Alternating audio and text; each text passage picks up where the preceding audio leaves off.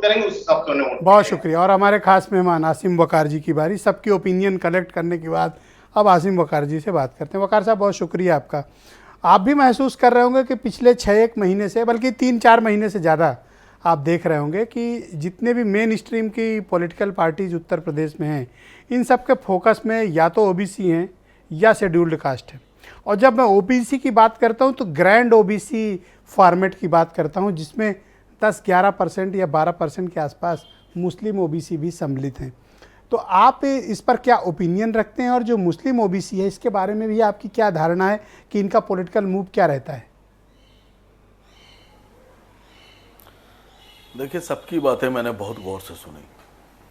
हर आदमी अपने फ़ायदे के हिसाब से यहाँ बात करके जा रहा है, लेकिन मैं समझता हूँ कि किसी को ये नहीं पता है कि करना क्या है, बीजेपी को हराना कैसे है, अपने को आगे बढ़ाना कैसे है।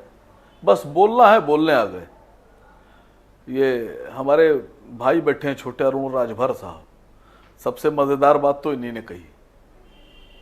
बुरा ना मानिएगा हजरत, अभी चुनाव से पहले बड़ा चिल्ला चिल्ला के लंबे लंबे टोपियां लगा के पीली पीली और खदेड़ा होबे बीजेपी खदेड़ा होबे, और चुनाव के बाद अभी बहुत दिन नहीं गुजरे और आपका नारा बदल गया कि दुम छल्ला होबे, बीजेपी की दुम छल्ला होबे दुम छल्ला बन गए आप। तो अब इस मानसिकता के साथ आप लड़ाई लड़ेंगे।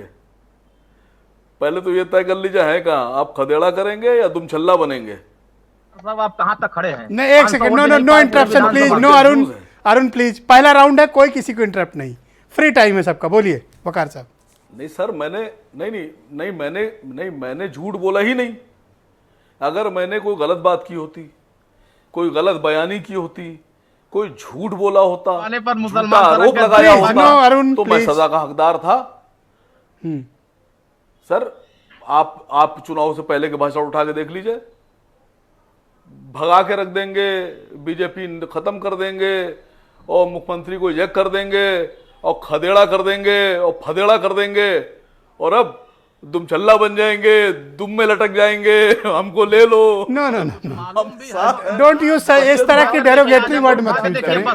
अरुण प्लीज, अरुण नो, ये इंटरेक्शन का टाइम नहीं। मैं नेक्स्ट राउंड में दूंगा, आप अपना हिसाब बराबर कर लेना। ओनली अरुण, ओनली आसिम वकार। बोलिए वकार साहब, गो अहेड अनइंटरप्टेड। मैं तो झूठ बोल ही नहीं रहा हूं। नहीं, मैं तो झूठ बोल ही नहीं रहा हूं। मैं तो वही बोल रहा जो मैंने सुना, और मैं जितने पैनल में बैठे सबने यही सुना होगा। खदेड़ा तो आपने भी सुना, आपने चलाया खूब। और मैं आपसे कहता था कि सर कोई खदेड़ा पदेड़ा नहीं, ये जीत जाएंगे, सब बीजेपी में भाग जाएंगे, ये तुम छल्ले हैं। और आप मुझसे कहते थे नहीं ऐसा नहीं है। ब्रजेश भाई, याद है ना आपको? आप टारगेट करके आए हैं कि आप इनको इंसल्ट करेंगे। आप दुम छल्ला क्या होता है? दुम में लटकने वाला सर, पीछे उत्तर प्रदेश की सबसे जनता आखिर में इनको दुम में भंगी बना के लटकता छोड़ है, दी, जिसका कोई भिखमंगा काम नहीं बना होता दी, है, लेकिन वोट लटका लेने रहता लायक है, हकदार that नहीं is छोड़ दुम पाए। छल्ला। उससे ज्यादा तो गांव का बीडीसी भी वोट पा जाता जितना ये वोट पाए हैं। अरुण, 1 मिनट शांत नहीं रह सकते हो? आप सुन लो, थोड़ा सा इतना धैर्य हमें होना चाहिए कि आलोचना भी सुनेंगे, पूरे हक से सुनेंगे। बोलिए वकार साहब। सर देखिए, मुझे आदत है सच बोलने की। अब जिसको सच बोलने की आदत है वो तो सच बोलेगा, और जिसको सच सुनने की आदत है वो सच सुनेगा। जिसको नहीं है वो नाराज होएगा, होने दीजिए नाराज। सर, सच्चाई ये है कि मैंने आपके यहाँ भी 2-3 दिन पहले डिबेट पे आया था। मैंने आपसे कहा था भारतीय जनता पार्टी ने सबको ये दिखाया कि बीजेपी हिंदू पार्टी, और उन्होंने इनको मजबूर कर दिया, ये सब जाल में फंस गए। अब 17 का चुनाव गया, 19 का चुनाव गया, 22 का चुनाव गया, अखिलेश जी भी हिंदू बनने पर तैयार हो गए। मंदिर मंदिर, देव मंदिर, ले मंदिर, अपने को दिखा रहे थे कि मैं हिंदू हूं। और राहुल गांधी बेचारे जनेऊ दिखा रहे थे अपना, और मंदिर जा रहे हैं और टीका लगा रहे हैं। लेकिन सच्चाई यह है कि हिंदू बन के बीजेपी से आप नहीं लड़ सकते। उसने अपने को दिखा दिया।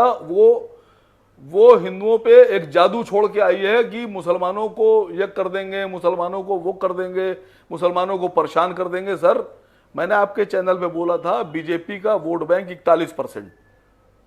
बीजेपी को हराना है तो या तो आप 41 से 5% ऊपर जाइए, या बीजेपी के 41% को घटा के 30% पे लाइए, 25% पे लाइए। ये दोनों काम आपको अगर करना है और कर सकते हैं तो आप लड़ाई में हैं, वरना नहीं है। कांग्रेस जो राजनीति कर रही है, कांग्रेस राजनीति कर रही है, वो कर रही है छात्र राजनीति। छात्र राजनीति सुना है ना, छात्रों को नारे लगाना आते हैं खूब बढ़िया बढ़िया करके। उनको ये मालूम है कि बहुत हमारे में एनर्जी बहुत है, हम हिला के रख देंगे, सब पत्थर हिला देंगे, पहाड़ हिला देंगे, लेकिन कैसे हिलाएंगे ये नहीं पता। उनको ये पता हम सब उठा देंगे, पहाड़ पूरा उठा के पलट देंगे। वकार साहब बुरा मत कैसे मानना, उठाएंगे? आपका 1% वोट भी नहीं कहां है ले जाएंगे यूपी में, उठाकर नहीं पता। और आप इन सबको ऐसा ज्ञान दे रहे हो जैसे आप टीचर हो और ये आपके स्टूडेंट। नहीं सर, हमारा बहुत बहुत वोट बैंक है, और हमारा वोट बैंक बढ़ने ना पाए इसलिए डरते हैं। ये 5% 3% की बात हमारा कर रहा वोट बैंक इतना है कि हमने अपनी जगह बनाई है, और हमारे बिना अब उत्तर प्रदेश की राजनीति की बात नहीं की जाती है। असद ओवैसी साहब के बिना कोई भी, अब उत्तर प्रदेश हो या महाराष्ट्र हो या दिल्ली हो या बिहार हो या बंगाल हो, असद ओवैसी साहब के बिना ये राजनीति देश की अब नहीं हो रही है। मुसलमान का नाम आते ही असद ओवैसी साहब का नाम आने लगता है, लेकिन सच्चाई ये है कि असद साहब गरीबों के भी नेता हैं, पिछड़ों के नेता हैं, दलितों के नेता हैं, बैकवर्ड्स के नेता हैं, मुसलमानों के नेता हैं, हर धर्म के, अपर क्लास के भी नेता असद साहब। थैंक यू वकार जो साहब। लोग मैं डिबेट देश के साथ खड़े हैं, नेक्स्ट राउंड में जो आपके लोग बाकी देश के साथ खड़े हैं, देश से मोहब्बत करते हैं, वो सब लोग असद ओवैसी के साथ हैं। बहुत शुक्रिया आपका।